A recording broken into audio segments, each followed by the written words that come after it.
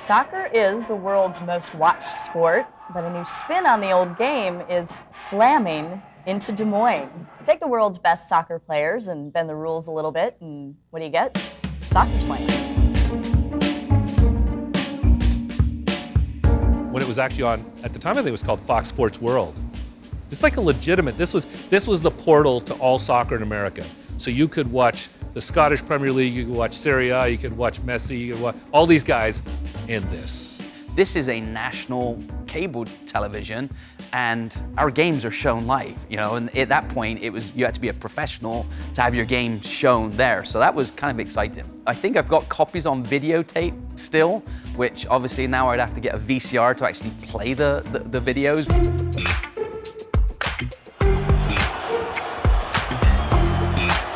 I was at a GameStop one time looking at video games for it and came across a GameCube game that was called Soccer Slam, and it was all cartoons and it played the exact same way that Soccer Slam did. That was a good goal she made there.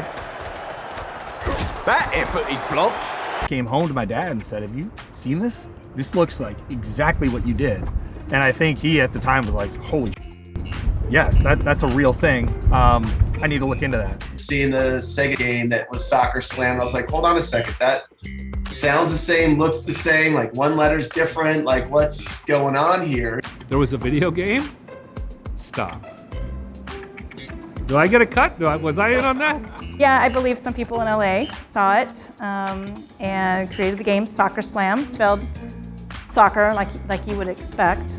Very similar, so we had our lawyer talk to them, and we had a pretty good agreement with them because we thought there's an opportunity here. Maybe we can work together on future things. Thinking about it, you could say that maybe somebody who was a programmer was up at 11 o'clock at night watching a show that was late that no one was going to watch, maybe, and thought, this is kind of fun, I might propose this, knowing that it wasn't on anymore.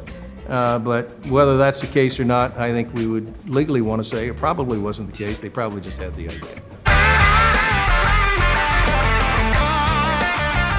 ¿Qué tal, señoras y señores? Y bienvenidos a Soccer Slam. And then another year went by, and I think we started thinking, well, you know, what would happen if we took the best elements and put it all together and made 2 episodes? We pitched it to Galavision. They did the 2 shows. We decided to take it down to Miami, and we hired a comedian and a sports commentator, set up a green screen in a studio, and said, okay, do the play-by-play.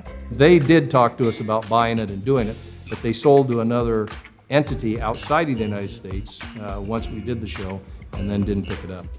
¿Qué pasa? ¡Qué golazo! Un golazo increíble! To this day, I have no idea what they said on the 2 episodes that aired on Galavision. In Soccer Slam. Do you know how much money you lost on Soccer Slam? I do. The younger girls liked it. A lot of course, the college kids, the guys in soccer and stuff.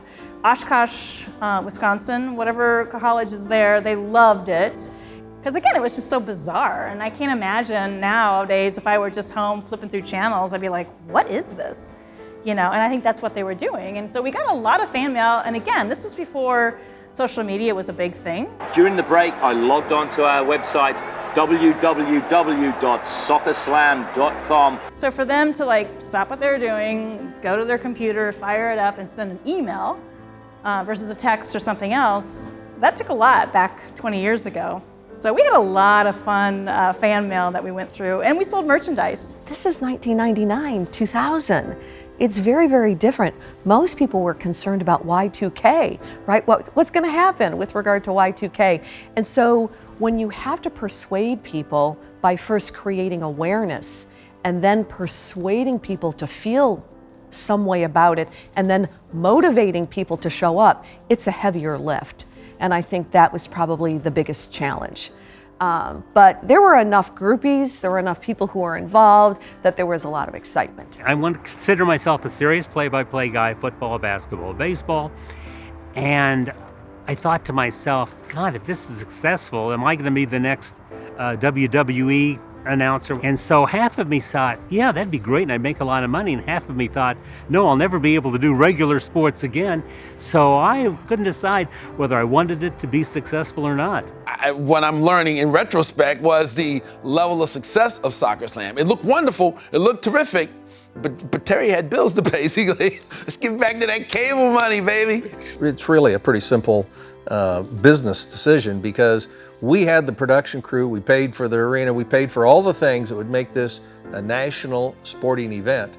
The one thing we didn't have were people who could either sell the advertising in mass or sell the program in mass by itself. So those two things, I guess, that's the reason that we did not continue with Soccer Slam. For Lou Spadini and Ozzie White, this is Larry Morgan. We'll see you next time on Soccer Slam. Well, I knew it'd be popular with the nerds, So there's like an entire legion of like 40-something-year-old, people who are just dying to have this nostalgia that just jabbed into their, aorta or whatever. And when he messaged me, it blew my mind because I didn't know anyone else was aware that it existed, And then when he wrote the article, I was like, wow, I had no idea so many people saw it. To see how it took hold on Twitter and just the responses to it was really funny. It's custom engineered for a certain, I think, age and personality set. Coming from a soccer purist like you, Oz, that's saying a lot. I honestly think Terry may have been ahead of his time. I don't know, maybe it was a little bit ahead of its time. Like the actual game of it was a little ahead of its time. It feels like something that now would absolutely exist, I'd love to see it come back. With everything that's on TV right now, as far as reality stuff, yes, I think that we could not be too surprised to see something like this come up in the future. Terry, if you're listening, Bernie the Bolt. I'm coming back out of retirement. I may be a coach now, you know what I mean? I think Soccer Slam would be a hit right now. Maybe because of the time, 20 years ago. The game has moved exponentially in this country in the last 20 years. So maybe today would be a different story in terms of popularity. We have all sorts of terrible reality shows going on, so maybe it fits in with some of those. I don't know if I would be participating, especially in the short halter tops now and the Lycra shorts, but I'd probably watch it if it was on TV. I mean this actually in a really good way. Like, how shameless can we be? I assume that's how half of TV is made today, right? Like, what can we get away with and just say and do and see if someone will pay us to do it? And that was the spirit of the whole thing. There's so much content. I mean, people are on the internet watching videos of kids running into garage doors. It could be streamed on Amazon. You know what? Okay, they should make Soccer Slam again. Let's do it right now. How can I help? I really think Soccer Slam's not dead. I think if we were to revive it right now, I think there's actually huge potential. There definitely is a place for Soccer Slam, and as we look forward, I would hope that we would, Liz and I would still have a chance to have some of the creativity as we look at it. I would not be surprised that based on your documentary, that somebody picks this up. It could happen. Where's that pizza guy? I thought after the last time, he'd be on the roster by now. Well, we wanted to get him out here, but his manager wouldn't give him the night off. He needs the dough. Get it? Needs the dough. Yeah, well, and he's far, far away. Yeah, I'm laughing on the inside. Yeah, that's very funny. Hey, listen, guys, I think surf's up. Tremendous aerial volley for the opening score in the second period. And it's that man, Scott Beavers. Scott Beavers. Is that what we call, Larry, the Beaver shot? Quite a Beaver shot it was. Look at Scott Beavers score to get Toronto on the board first in the second period.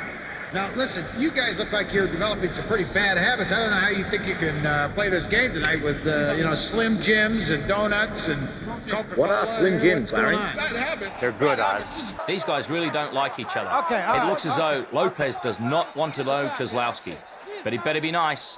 One day they might wind up at Weight Watchers together. Maybe tomorrow. Okay. Soccer Slam. We've got more balls. Soccer Slam. You'll pay for the whole seat, but you'll only need the edge. How do you get away with that? Come on.